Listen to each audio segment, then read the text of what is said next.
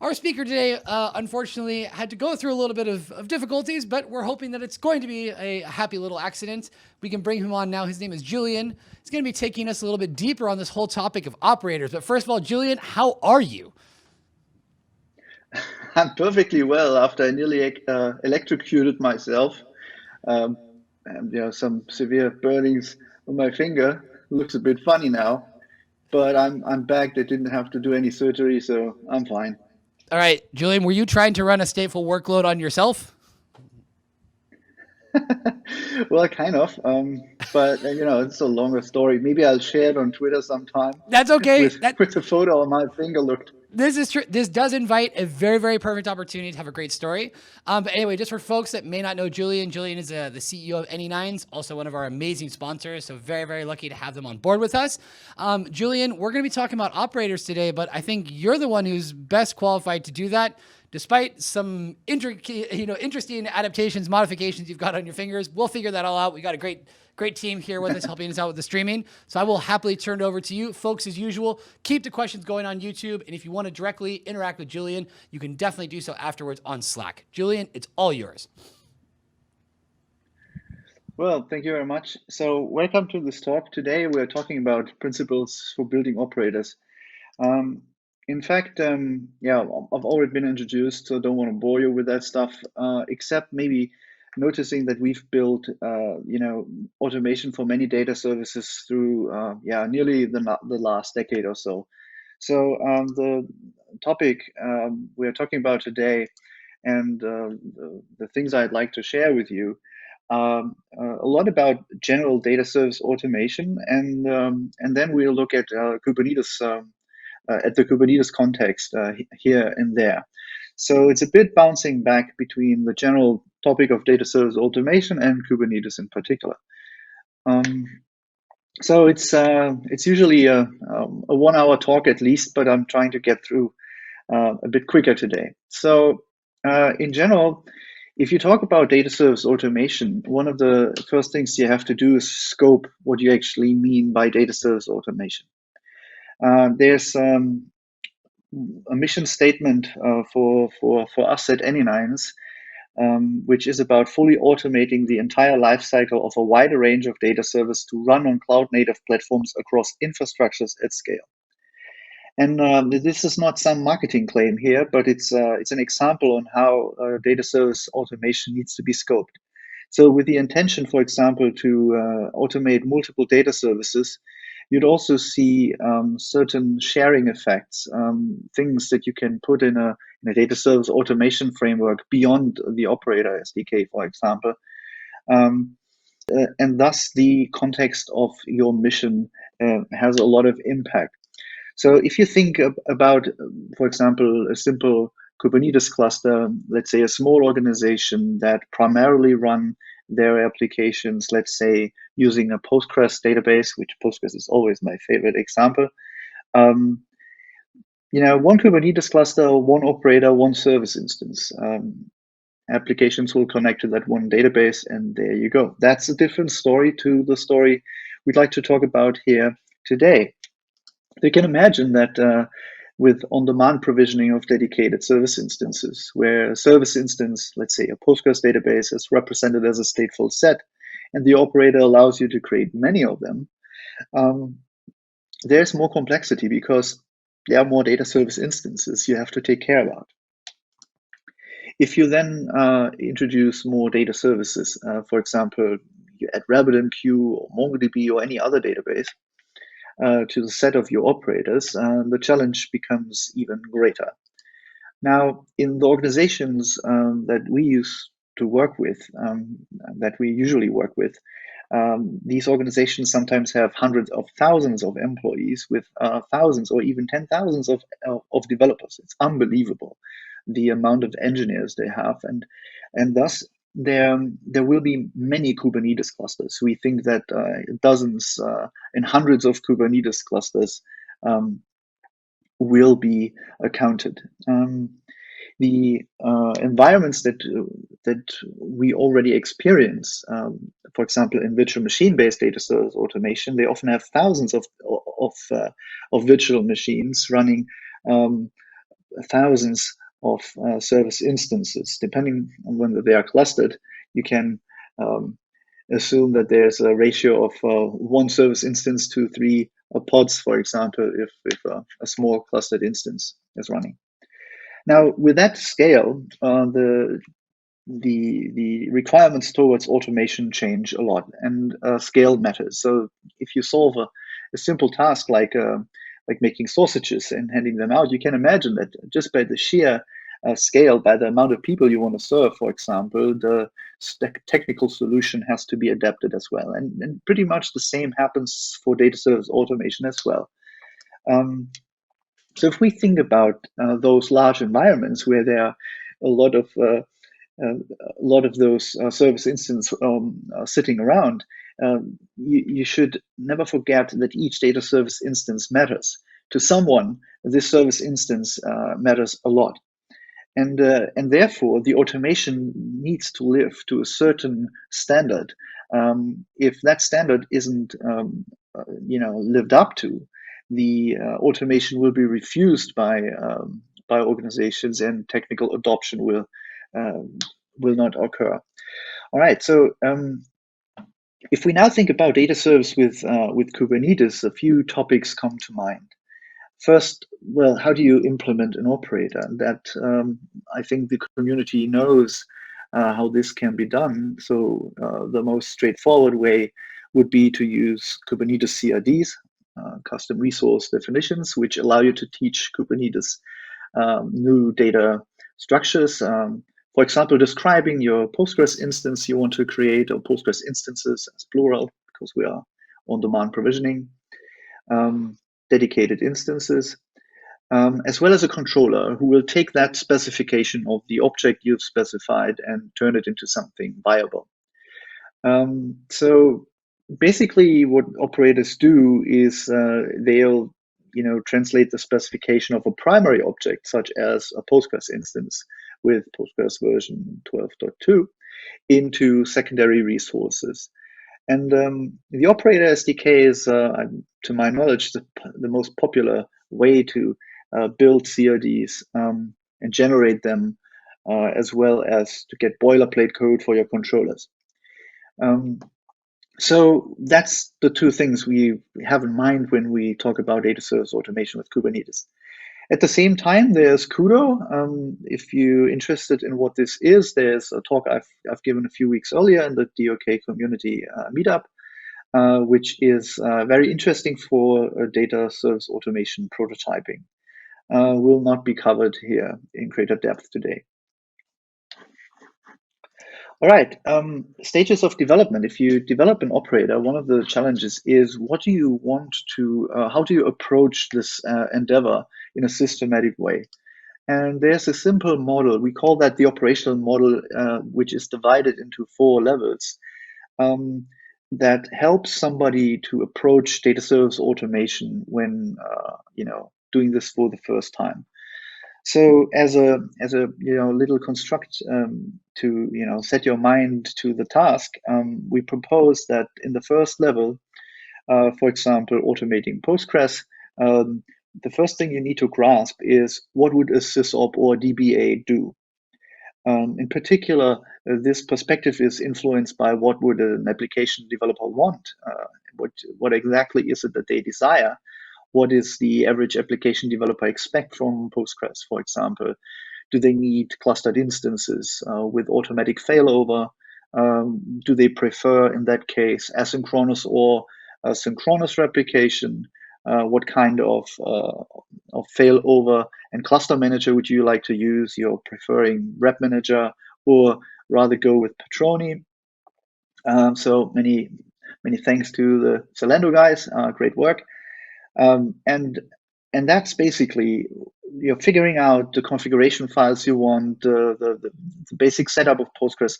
That's all operational model level 1 to understand how to configure a database, just assuming that you have a virtual machine and you can do whatever you want, install packages and so on. So once you have done that, once you know how the configuration files should look like, once you know how all of that could be done, you can think about containerization. That could be picking existing container images and assemble them into Kubernetes specifications of stateful sets, services, and create templates for creating secrets, which is the YAML part in operational model level 2. So at the end of operation model level 2, regardless on whether you've chosen existing container images or you've created them yourselves, you also have Kubernetes specifications that you can use with kubectl to create your own service instances manually. So once you've done that, once you can basically create your Postgres instance, let's say with 3 replicas and asynchronous streaming replication, you basically know how to do that manually. Then you can turn it into an operator much more easily by thinking about the problem. How do you write the Go code that, for example, creates that particular stateful set, that particular headless service, that particular secret, for example? Now, if we remind ourselves that the environment we are talking about is containing potentially thousands of data service instances across multiple data services, across many Kubernetes clusters, we also need to accept that the operator lifecycle management itself is an essential part of our tool chain. And therefore, we also need to have automation to manage the lifecycle of the operator itself. So whether this is the operator lifecycle manager or whether this is some other technology doesn't matter at this point. Most importantly, you need to think as this as a part of your overall data service automation challenge. Now, if you think about Kubernetes operators, and then be reminded that the custom resource definitions, basically a YAML structure like this describes a new data type that can be taught to the Kubernetes API, which will then provide an endpoint to you, as well as persistently store the specification in its etcd. So not pretty formatted here, but you can see how such a custom resource of a particular custom resource definition will look like. Here, we taught Kubernetes how to create such an object. However, the CID alone doesn't do anything, because you need to have the controller, which then has the code that observes events, for example, that such an object has been created, and the controller then can take care of finding out whether for this particular service instance there already exists the secondary resources, the headless service, the secret, and the stateful set you want to create. So Kubernetes controllers basically, as I said before, they turn primary resources and translate them into a combination of secondary resources. In our example to this point, these resources have been Kubernetes internal resources, but this is not necessarily the case. We'll come back to that later. If you also want to start in writing your operators, the operator SDK makes a proposal about operator maturity levels, where the operator is classified into 5 different classes. I'm not really sure whether I would agree with all the assignment of those abilities into those classes, but if you get started, it's definitely a good place to start and ask the right questions, which also are in the documentation. So just as a hint, this will bring a few of your thoughts into a sequence, and that's very good. I think that if you really build operators, you need to get some, let's say, core functionality together. For example, patch level updates without a backup plan and backup and restore functionality. Usually, these are must-have criteria, and users are likely to refuse a solution if they don't have that. But you have to at some point you start with your implementation, and therefore that plan will help you a bit. So keep it in mind. Common pitfalls. Well, there are very many common pitfalls, and they depend. Let's exclude those problems that arise from programming problems with distributed systems in general. So, for example, if you whatever have problems with organizing Git or anything. So I would say, from my experience, the biggest problem with data service automation in general is that, people underestimate the complexity and effort required to do it, which has many manifestations, including insufficient coverage of essential lifecycle operations, as well as other qualities such as robustness and observability being insufficient.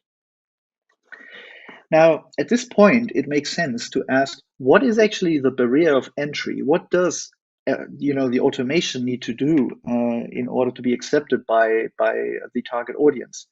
While this is heavily dependent on the target audience itself, there are a few things that I can share that I've learned, with our organization that are important to many of our larger clients. We won't go through them all because that's a bit time consuming for the little time we have, but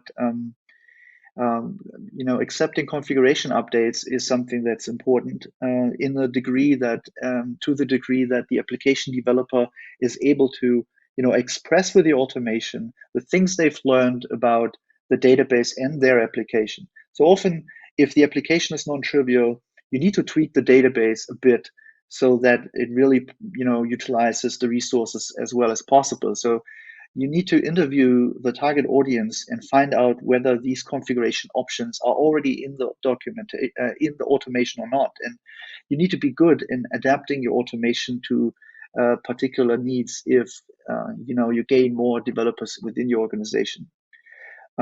Obviously, all the cloud native requirements are there, like being good in being observable, being infrastructure agnostic. Well, with Kubernetes, that to some degree is you already got that.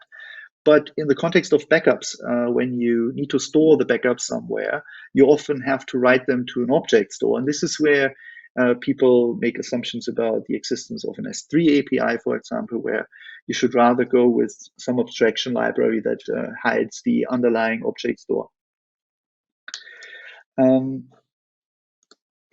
Horizontal scalability of service instances. Like if you think about a service instance, you could think about a single Postgres with just a single pod, or a clustered Postgres with asynchronous streaming replication.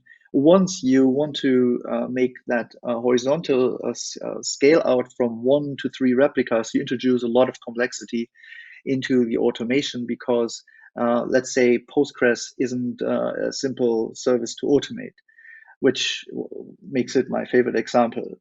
So you need to add a cluster manager for failure detection. You need to have a leader election and leader promotion logic that will help to do that. Also, if you happen to be in a data center with different availability zones, you want to make sure that you use them. So distributing your pods so that they won't, end up on a single Kubernetes node. And if there are availability zones and your Kubernetes cluster is aware of the availability zones, making use of them is something that should be absolutely done if possible. In general, reconstructing a stateful set through the lifecycle will happen many times, whether this is because of planned switchovers during upgrades, or whether this is a vertical scale out, making smaller pods larger, for example. These things are to be incorporated. Backup and restore, we'll come to that again. It's very important, obviously, because often this is the last resort for application developers to recover their application without waiting for manual intervention of a platform operator. So it's all about on-demand self-service, insofar that the application developer can take care of themselves and create service instances, modify them, reconfigure them, and if they happen to be, let's say, failed or the data has been deleted accidentally, they need to be able to recover the data within the requirements of the application, in particular to the tolerance of potential data loss. One thing that's also not very obvious sometimes is like providing the newest data service version, let's say the newest Postgres version, is good. More progressive users will love that. But also an organization There could be applications that are stale for a while. They're usually in maintenance mode. They don't, evolve that much. And application developers therefore need to be able to choose which data service version they want, and managing the operator with the number of versions to support for how long, with sunrise and sundown phases for all the supported versions of your automation, is an essential policy that you'll have to make with your automation, because this also will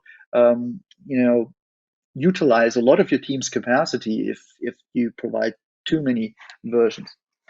Well, documentation, that helps you to reduce support, but also security is important. Encryption and rest and encryption at transit is often demanded, where you want to have the disk data residing on the disk being encrypted if the disk isn't used, for example, as well as the data being sent from client to the data service instance, and as well as the pods in the stateful set, for example, that should all be encrypted. All right, so be aware that these service instances, they're not something that will go away quickly. This may be the case, but for some instances that live a long life with applications, these service instances may live years.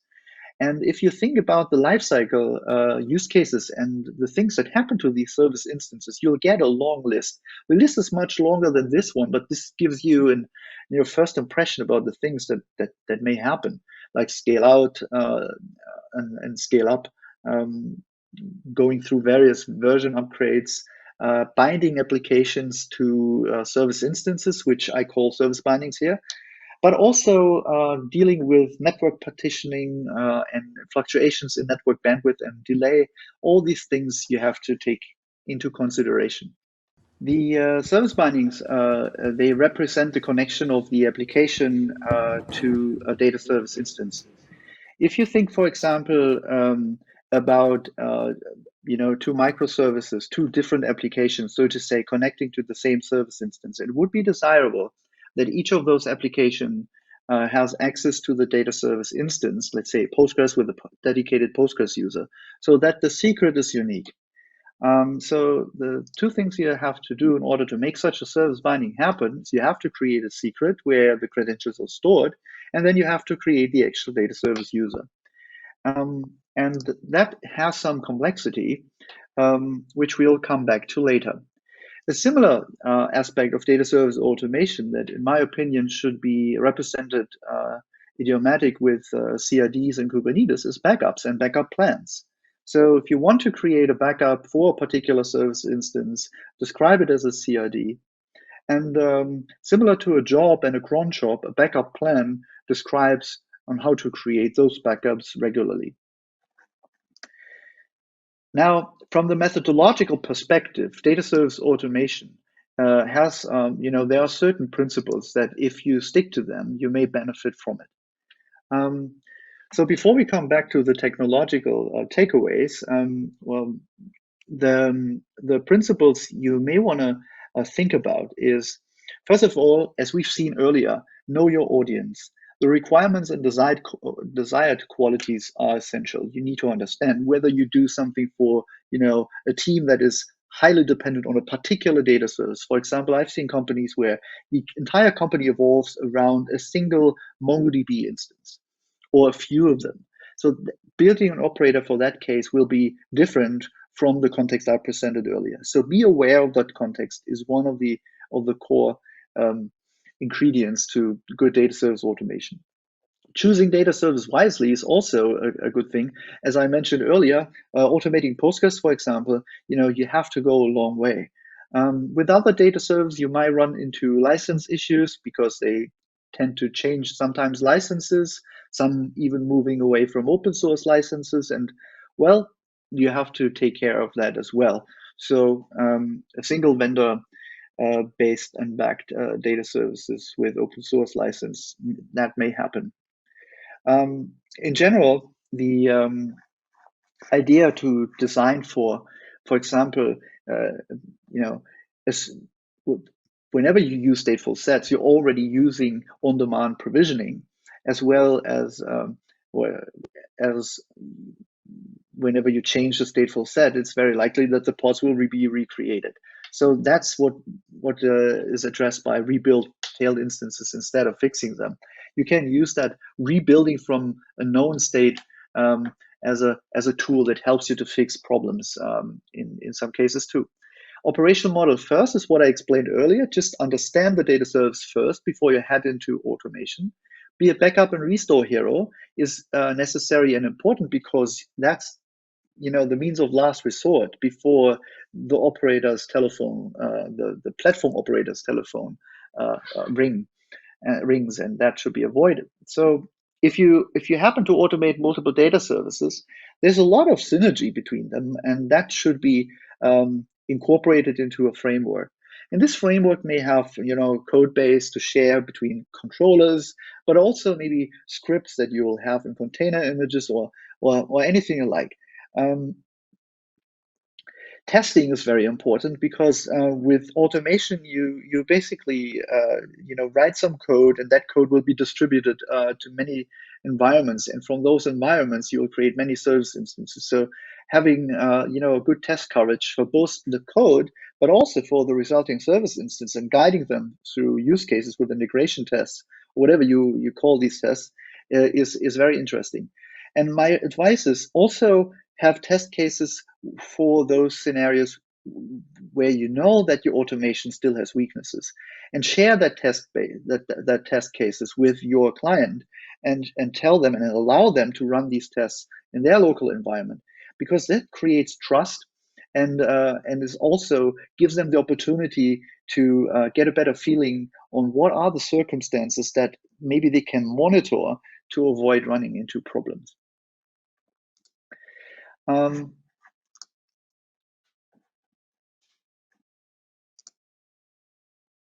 Yeah, don't touch upstream source code is a principle that we use because we have so many different data services. We do forks and pull requests. Hotfixes, temporary hotfixes are allowed. Master release management means that from the day Postgres is released to the day your automation is released, that delay should be short. And once you've released your automation, you want to deliver that release into target environments fast, because only then application developer can upgrade their instances.